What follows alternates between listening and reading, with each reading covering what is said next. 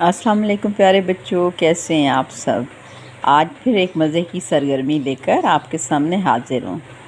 सरगर्मी कुछ इस तरह है, आप स्कूल जाने की तैयारी कर रहे हैं। बताइए, आप अपने बस्ते में नीचे दी हुई चीज़ों में से क्या क्या रखेंगे। इन चीज़ों के नाम बस्ते के ऊपर लिखिए।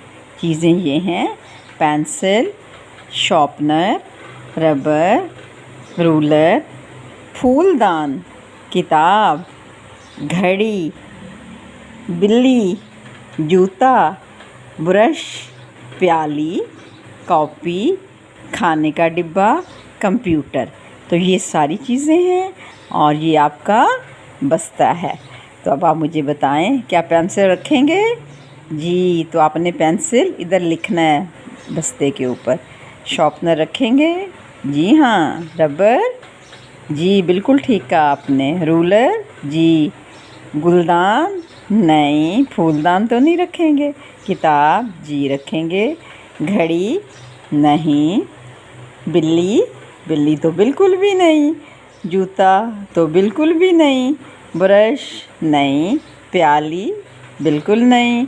कॉपी? जी हाँ। खाने का डब्बा? जी हाँ। कंप्यूटर? जी बिल्कुल नहीं। आपने बिल्कुल ठीक कहा। अब आपने अपने घर में ये सरगर्मी करनी है। ओके, अल्लाह हाफ़िज़।